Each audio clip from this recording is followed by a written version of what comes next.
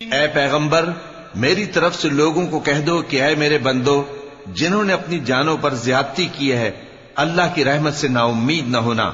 اللہ تو سب گناہوں کو بخش دیتا ہے، بے شک وہی تو ہے بڑا بخشنے والا، بڑا مہربان۔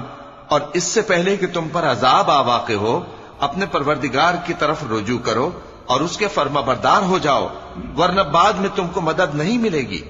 اور اس سے پہلے کہ تم پر ناگہاں عذاب آ جائے اور تم کو خبر بھی نہ ہو، اس نہایت اچھی کتاب کی جو تمہارے پروردگار کی طرف سے تمہاری جانب نازل ہوئی ہے پیروی کرو۔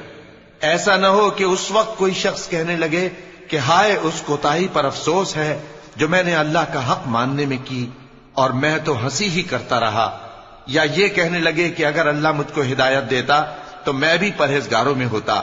یا جب عذاب دیکھ لے تو کہنے لگے کہ اگر مجھے پھر ایک دفعہ دنیا میں جانا ہو تو میں نیکوکاروں میں ہو جاؤں۔